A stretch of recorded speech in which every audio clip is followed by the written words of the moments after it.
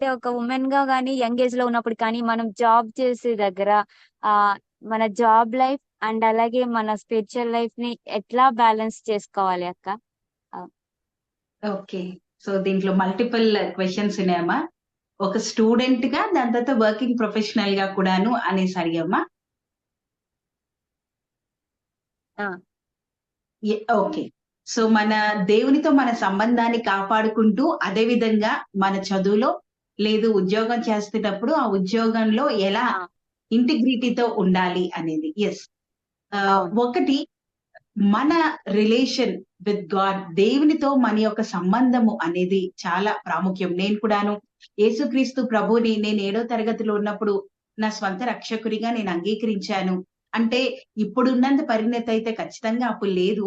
కానీ అప్పుడు ఉండాల్సినంతవంటి ఆ మెచ్యూరిటీతో I accepted Jesus as my personal saviour. దాని తర్వాత నుండి కూడాను ఏదైనా ఆయనకి ఇష్టం లేనిది చెయ్యాలి అని అంటే ఒక్కొక్కసారి చేసినప్పటికీ లోపల ఆ ఒక గిల్ట్ ఉండేది. దాని తర్వాత అమ్మో ఇది దేవునికి ఇష్టం లేదు కదా, ఈ పని చేస్తే ప్రభువుకి ఇష్టం ఉండదు కదా అనేది ఆ భయము ఉండేది. అయితే ఏంటి అంటే ఆ భయం అనేది స్వచ్ఛందంగా నేను చేసుకుంది, నేను కొని తెచ్చుకుంది అని కాదు. కానీ ప్రభు మీద ఆధారపడినప్పుడు ఆయన ఏ పరిస్థితిలో ఎలా ఉండాలి అనేది ఆయన సహాయం చేస్తున్నారు.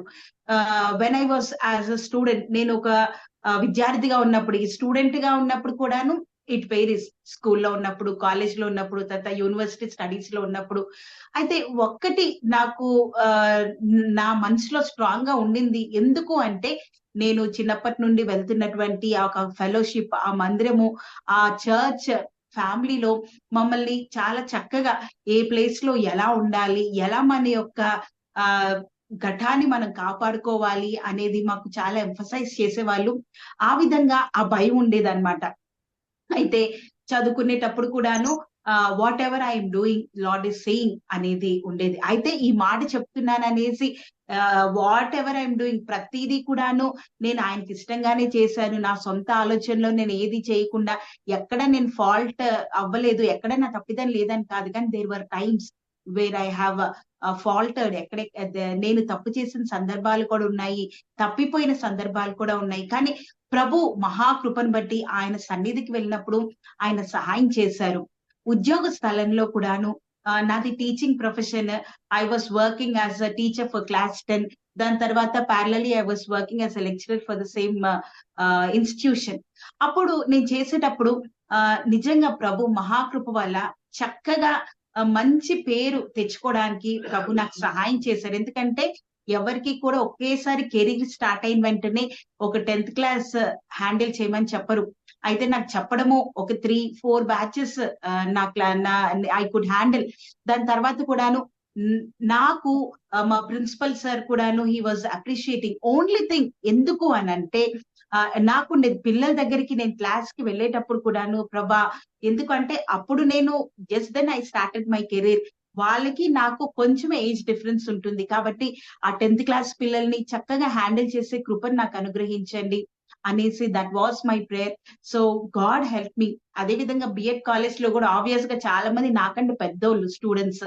బట్ ఈవెన్ దెన్ అయితే ఒకటేంటి అంటే మనము ఎక్కడున్నా కూడాను ప్రభా నేను మీ యొక్క నామాన్ని గనపరచాలి అనేది ఉన్నప్పుడు ఒక్కొక్కసారి మనము ఆయనకి ఇష్టం లేనటువంటి జీవితాన్ని జీవిస్తున్నా ఆయన చెక్కుతారు.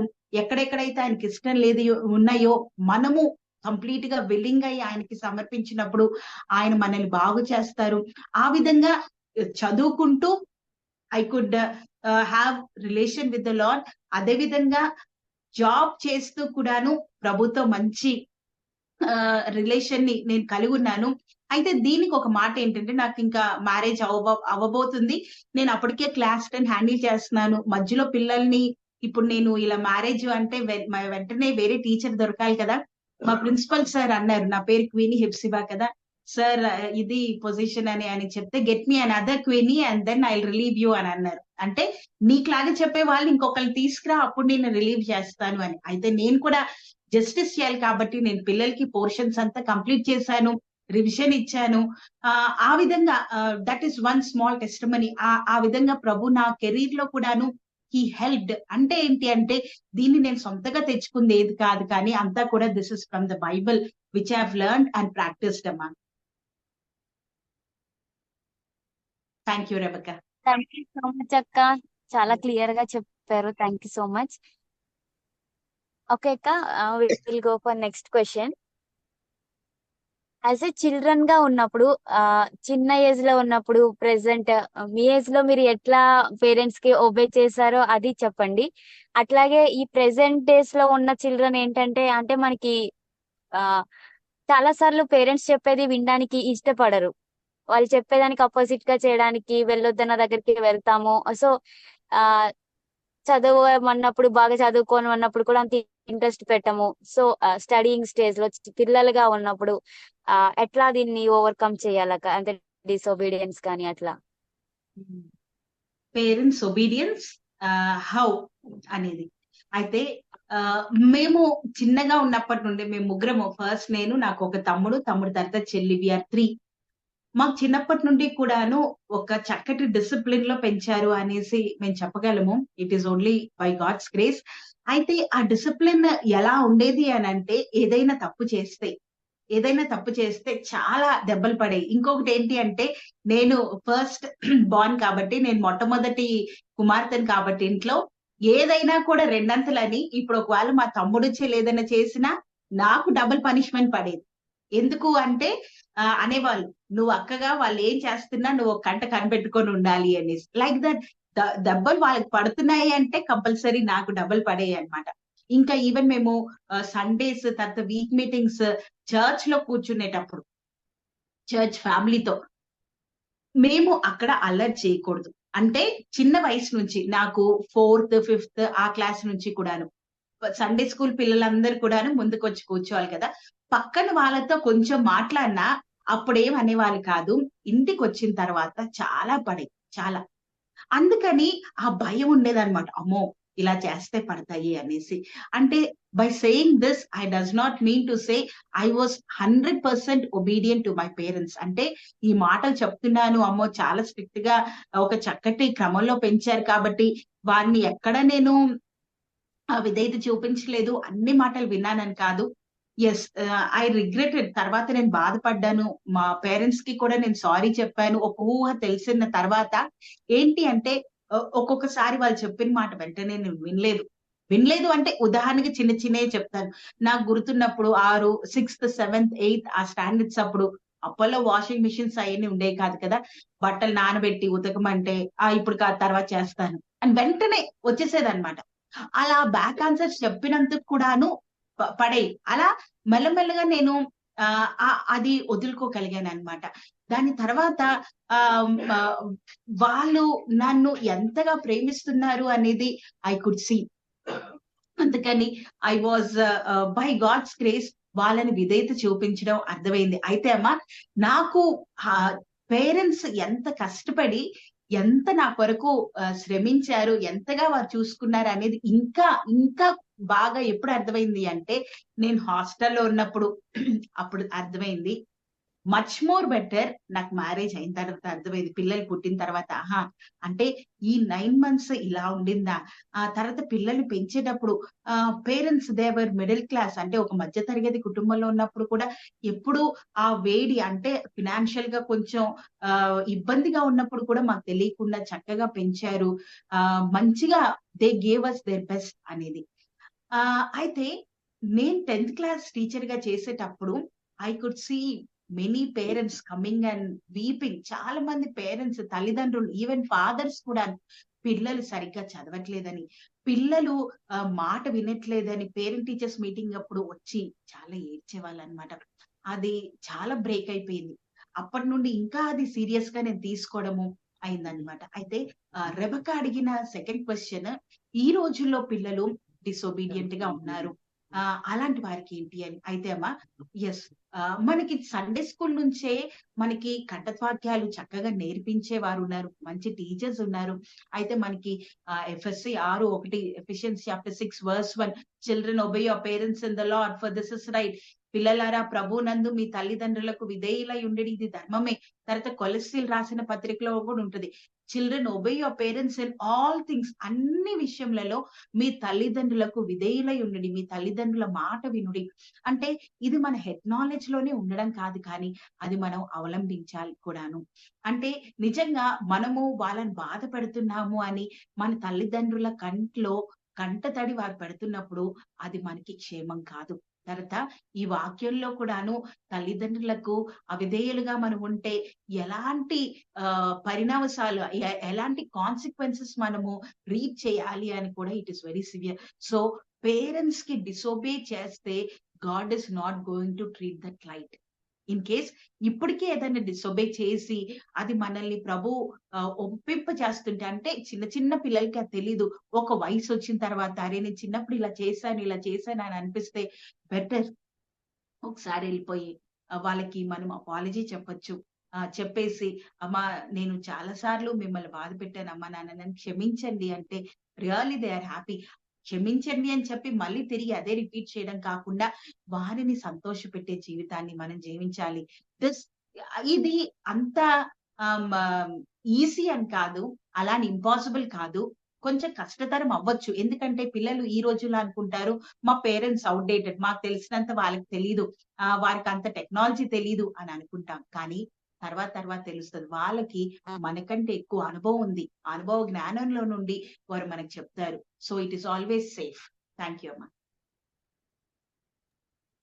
థ్యాంక్ యూ సో మచ్ అక్క. సో దీనికి రిలేటెడ్ ఇంకొక క్వశ్చన్, సేమ్ దీనికి రిలేటెడ్ ఒకటి చిన్న క్వశ్చన్ అక్క. అంటే పిల్లల్ని ఇప్పుడు పేరెంట్స్ గా యాజ్ ఏ మదర్ గా పోనీ, ఇప్పుడు మనం సిస్టర్స్ అందరు ఉన్నారు కాబట్టి యాజ్ ఏ మదర్ గా ఉన్నప్పుడు పిల్లల్ని బాగా భయపెట్టి పెంచాలా లేదా ప్రేమతో పెంచాలా? I can say it is an amalgam of both. అంటే రెండిటి కలయిక ఉండాలి. అంటే ఎప్పుడు వయసుని బట్టి కూడా ఉంటదమ్మా. ఒకవేళ మరీ చిన్నపిల్లలు 1 year 1.5 2 అంటే వాళ్ళకి తెలియదు. కానీ ఒక్కొక్కసారి 2 దాటుతుంది అనుకో, ఒక చిన్న సురక అంటే వాళ్ళకి అర్థమవుతది. ఏదన్నా మనం వద్దు అన్నప్పుడు మళ్ళీ తిరిగి వాళ్ళు చూస్తుంటే దానికి వాళ్ళకి అర్థమవుతుంది, ఇది చెయ్యకూడదు అనేసి. అలా అనేసి ప్రతిదానికి కొట్టడం కాదు, ప్రతిదానికి మనం చేసుకొని యూజువల్ గా మదర్స్ గా ఏం చేస్తా ఉంటాం అంటే, కోపం వస్తే మన సాధారణంగా వాడే మన పరికరాలు ఏంటంటే చెయ్యి, లేదు అంటే గంటె, లేదంటే దువ్విన, లేదంటే అట్లకాడ, లేదంటే చీపిరి, ఇలాంటివి కదా. చేతిలో ఏదుంటే అది అలాగే విసిరేస్తాం. ఎందుకు అంటే ఆ టైంలో అంత కొంతమంది మదర్స్ తో కూడా మాట్లాడుతున్నప్పుడు అది వింటా ఉంటాం అనమాట. ఆ ఫ్రస్ట్రేషన్ అలా ఉంటుంది, పిల్లలు చేసేది అలా ఉంటుందని.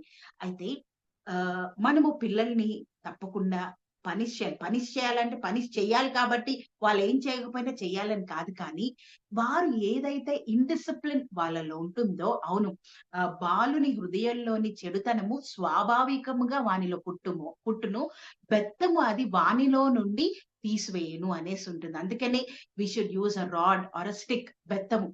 అయితే ఆ పనిష్మెంట్ కూడా ఉండాలి. ఇక్కడ మీరు అడిగినట్టు ప్రతిసారి ప్రేమ లేదంటే ప్రతిసారి పనిష్మెంట్ రెండు వర్కౌట్ అవ్వదు.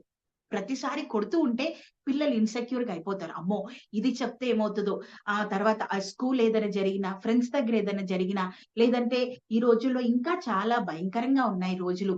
ఎవరైనా రిలేటివ్స్ లోనో ఫ్రెండ్స్ లోనో మిస్బిహేవ్ చేసినా, బ్యాడ్ టచెస్ అట్లా ఏమైనా జరిగినా పిల్లలకి భయమేసి అమ్మో ఇలాంటిది ఇంట్లో చెప్తే ఇంకా ఎలా అంటారో అని చెప్పకుండా ఒక అభద్రతా భావనలోకి వెళ్ళిపోతారమ్మా.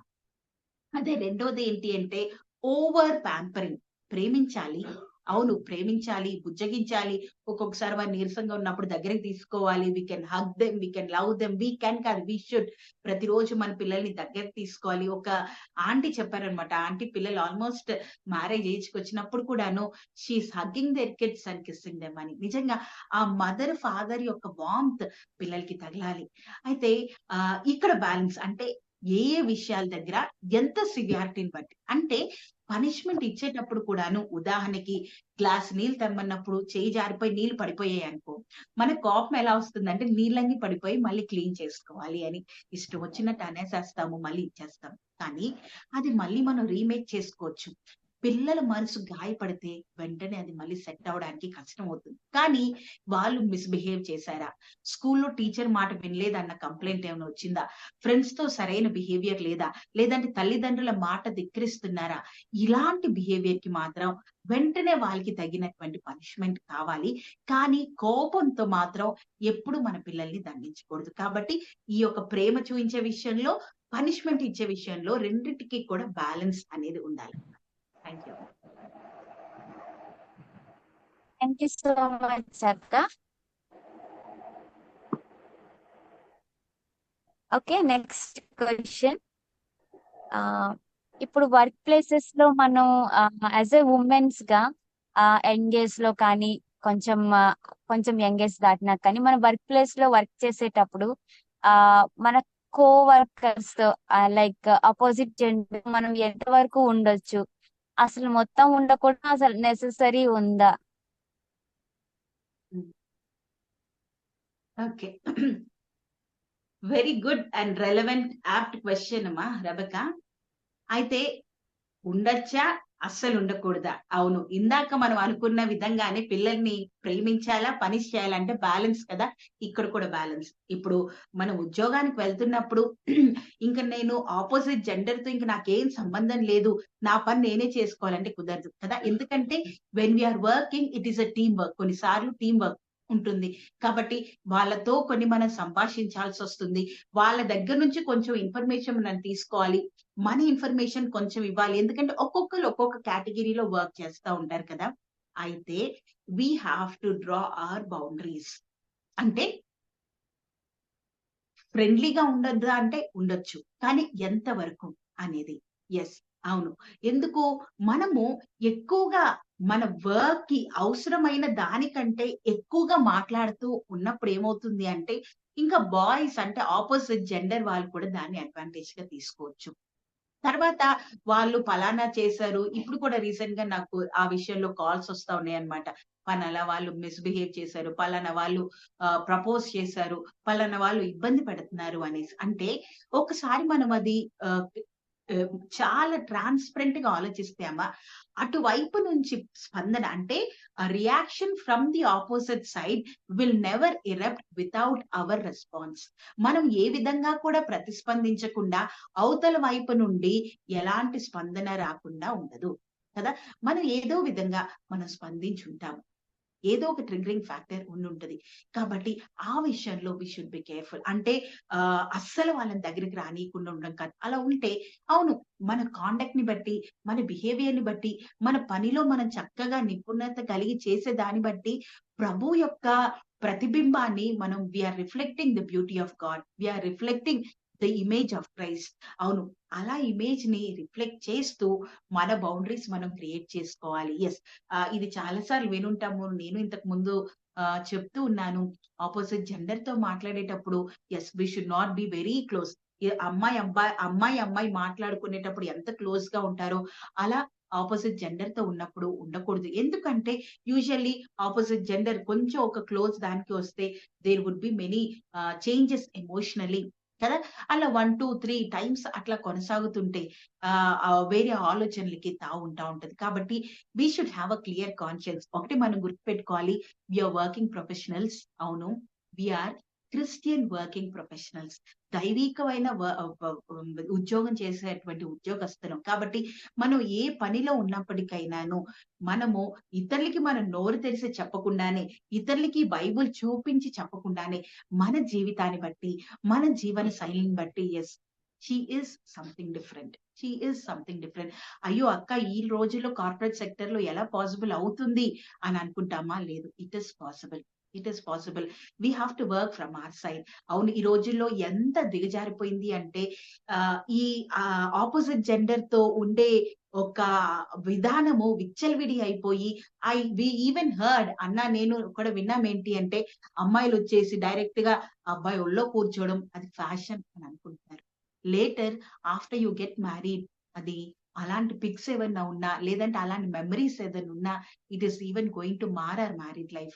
తర్వాత ఉద్యోగం చేసేవాళ్ళు వివాహం తర్వాత చేసేటప్పుడు కూడాను, అవును, సాధారణంగా మన రెస్పాన్సిబిలిటీ మనకు తెలుస్తుంది. కొన్నిసార్లు అక్కడ కూడాను మనము we should be very cautious. ఎందుకంటే ఏ చిన్న డౌట్ కూడాను హస్బెండ్‌కొస్తే అది ఫ్యామిలీని డిస్ట్రాయ్ చేస్తది కాబట్టి, this might seem very small, but it is very big thing that we have to practice. ఆ విధంగా ఆహ్, బ్యాలెన్స్‌గా వాళ్ళతో మాట్లాడాలి. అసలు మాట్లాడుకోకుండా ఉండకూడదని కాదు. ఎంతవరకు అంతవరకే. ఆఫీస్ తర్వాత కూడా కాల్స్ అంటే is it really that necessary? ఒకళ్ళ ఆఫీస్‌కి సంబంధించే అయితే ఓకే. బట్ ఆఫీస్ సంబంధించింది కొంచెమే, మిగతాదంతా సంథింగ్ అవసరం లేని మాటలంటే మనల్ని మనమే ఇంట్రాస్పెక్ట్ చేసుకొని కరెక్ట్ చేసుకోవచ్చు. Thank you. థ్యాంక్ యూ అక్క. Thank you for wonderful answer. చాలా బాగా ఎక్స్ప్లెయిన్ చేశారు అక్క. Thank you so much. Okay, next question. Young girl గా ఉన్నప్పుడు మీరు కూడా జాబ్ చేశారు, వర్కింగ్ ఉమెన్ గా ఉన్నారు. సో అప్పుడు ఆ మనీ మేనేజ్మెంట్ ఎట్లా చేశారు అక్క? ఫినాన్షియల్ డిసిప్లిన్ లో ఎట్లాగా మీరు ఉన్నారో కొన్ని చెప్పండి. యెస్. అసల మనము జాబ్ చేసేటప్పుడు జాబ్ వచ్చిన తర్వాత ఆ సంతోషం వేరు. జాబ్ వచ్చిన తర్వాత వచ్చిన ఫస్ట్ సాలరీ ఎంత అమౌంట్ అయిన ఉన్ని, ఆ జాయ్ డిఫరెంట్ కదా! ఆ సంతోషం అనేది వేరు. అయితే ఇప్పుడు అప్పటి వరకు తల్లిదండ్రుల దగ్గర నుంచి, లేదంటే గార్డియన్స్ దగ్గర నుంచి మనకి ఫినాన్షియల్ ఎయిడ్, ఆర్థికమైన సహాయం వస్తుంది. ఒక్కసారి మనం ఒక స్థాయిలోకొచ్చిన తర్వాత మన చేతుల్లో ఎవ్రీ మంత్ కొంత అమౌంట్ వస్తున్నప్పుడు, ఇక్కడ మనం కొంచెం జాగ్రత్తలు తీసుకోవాలి. Even I did that. ఏంటి అంటే ఏదైతే అవసరమో అది. బెటర్ మన పేరెంట్స్ మనం ఇచ్చే మనీని చక్కగా ఇన్వెస్ట్ చేస్తారు అంటే, ఎంత వరకో మనకు కావాలి అంత తీసుకొని మిగతాది పేరెంట్స్ చేతిలో పెట్టొచ్చు. నేనైతే ఇనీషియల్‌గా నేను అలానే చేశాను. అంటే ఫస్ట్ నాకు ఎన్వలప్‌లో నాకిచ్చేవాళ్ళు. తర్వాత బ్యాంక్ ట్రాన్సాక్షన్స్ అయ్యాయి. ఇచ్చినప్పుడు నాది సాలరీ ఎన్వలప్ ఇచ్చినట్టు ఫ్యామిలీ ప్రేయర్‌లో మమ్మీ, డ్యాడీ వాళ్ళ చేతిలో పెట్టేదాన్ని. అంటే అది చిన్న అమౌంటే. బట్ ఆ తల్లిదండ్రుల మొహంలో ఆ చిరునవ్వుని నేను చూసాను. ఆ సాటిస్ఫాక్షన్‌ని నేను చూసాను. దాని తర్వాత బ్యాంక్‌లో అమౌంట్ పడుతున్నప్పుడు వెంటనే నేను ఇంట్లో చెప్పేదాన్ని. ఇంత పడింది అమ్మ, నాన్న అనేసి నేను చెప్పేదాన్ని. దాని తర్వాత ఏంటి అంటే దేనికి ఎంతెంత ఖర్చు పెడుతున్నాను. ఇది when I was in hostel also. ఆ టైంలో నేను చదువుకుంటున్నాను. జాబ్ చేసేటప్పుడు, చదువుకునేటప్పటి నుంచే నాకు అమ్మ వాళ్ళ దూరం నుంచి నేను చదువుకునే హాస్టల్ చదివేటప్పుడు తమిళనాడులో ఉన్నాను. పేరెంట్స్ హైదరాబాద్‌లో ఉన్నారు. మంత్ నాకు అమౌంట్ పంపించేవాళ్ళు. ఆ టైంలో కూడాను ఐ ప్రాక్టీస్డ్.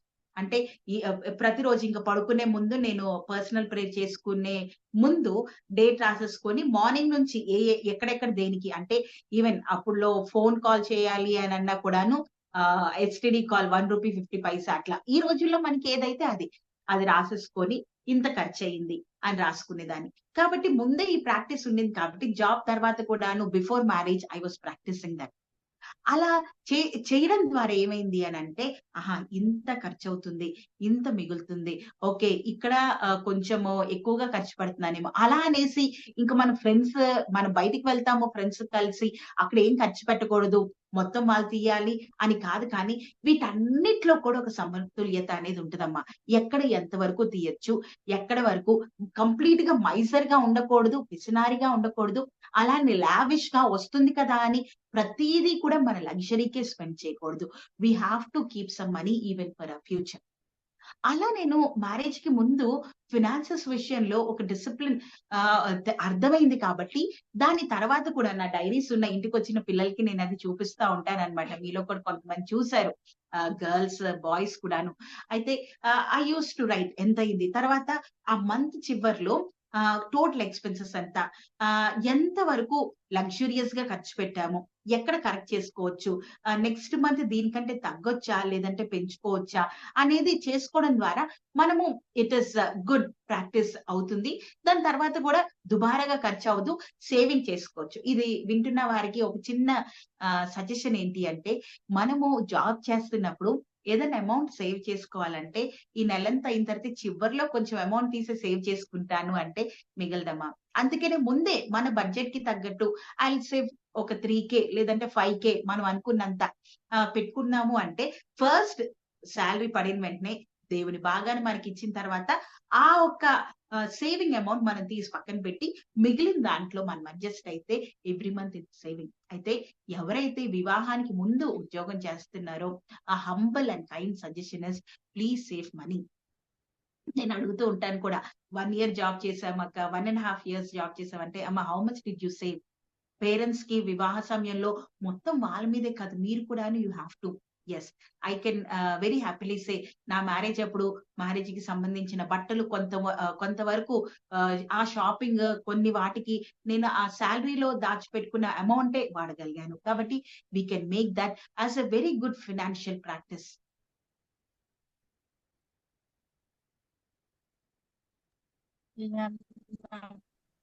థ్యాంక్ యూ అక్క. Thank you so much.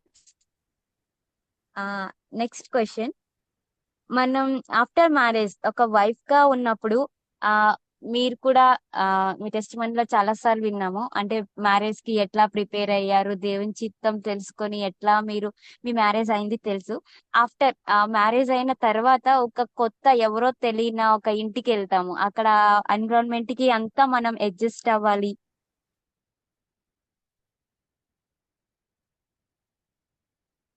అయిపోయిందమ్మా. ఎలా అడ్జస్ట్ అవ్వాలని అడిగావా రెబకా?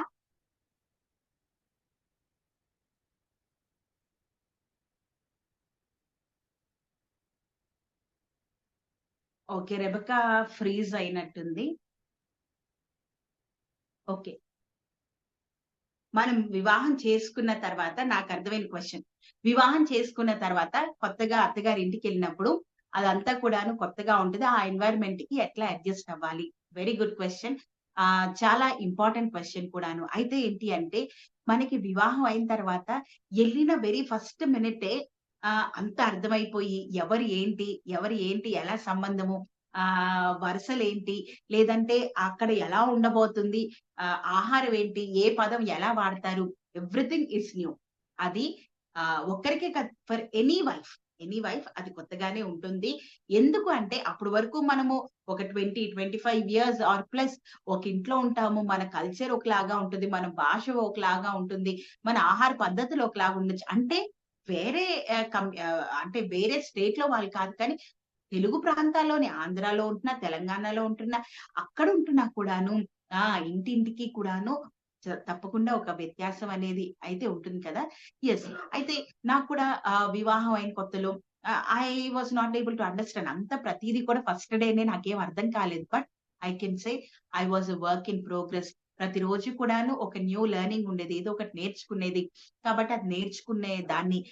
ఇంకోటి ఏంటి అంటే అమ్మా, ఎస్ ఐ కెన్ సే దేవుని కృప వల్ల మ్యారేజ్ అయిన ఫస్ట్ నుంచి కూడాను అది ఉందన్నమాట. అంటే అమ్మో నేను ఇప్పుడు అమ్మ వాళ్ళని వదిలి వెళ్ళిపోతున్నాను, ఎలా ఉంటానో ఏంటో అన్న భయం నాకు లేదు, కానీ I'm entering in to new phase, ఆ సంతోషం నాకు ఉండేది. కాబట్టి ఇక్కడ చక్కగా ఉండడానికి the lord should help me అన్న ఇది ఉండేసి చక్కగా నేను అలవాటు పడ్డాను. అంటే వెంటనే కాదు, ఇట్ టుక్ టైం. దాని తర్వాత ఒక్కొక్కసారి అక్కడ ఎలా ఉండాలి ఏంటి అని నాకు తెలియనప్పుడు నా హస్బెండ్ చెప్పేవాళ్ళనమాట. పలానా వాళ్ళతో ఇంతవరకు బిహేవ్ చేయాలి, పలానా వాళ్ళు పలానా అనేసి ఆయన చెప్పారు. కాబట్టి థింగ్స్ వర్ ఈజీ. అయితే ఏంటి అంటే భార్యగా మనము మన అత్తగారి ఇంటికి వెళ్తున్నప్పుడు ముందే మనము ఒక ప్రీ ఆక్యుపైడ్ నోషన్ తో, అమ్మో నేను వెళ్తున్నాను ఎలా ఉండబోతుందో ఏంటో అనేసి మనం ముందే వింటా ఉంటాం కదా, అత్తగారి ఇంటికి వెళ్తున్నా అమ్మ జాగ్రత్త అని. కొంతమంది ఇంక అయిపోయాయి, నీకు హ్యాపీ డేస్ అయిపోయాయి, సాడ్ డేస్ వస్తున్నాయి, ఇలాంటివన్నీ ఇంకొకళ్ళ మాటలన్నీ మన చెవులో పడడం ద్వారా ఆ నెగటివ్ షేడ్ తోనే వెళ్తాము. బట్ ప్రభువుని ఆశ్రయించి మనం ముందుకు వెళ్తే మనం చూస్తా ఉంటాం కదా, 31 సామెతల్లో ఎంత చక్కగా ఆ ఒక స్త్రీ she is depending on the Lord. ఆ విధంగా ఒక గనురాలైన స్త్రీగా, దేవుని గనపరిచే స్త్రీగా, తర్వాత తన భర్తకు ఒక కిరీటంగా ఏ విధంగా ఉందో ఆ విధంగా మనం కూడా మన లైఫ్స్ ని మార్చుకోవచ్చు.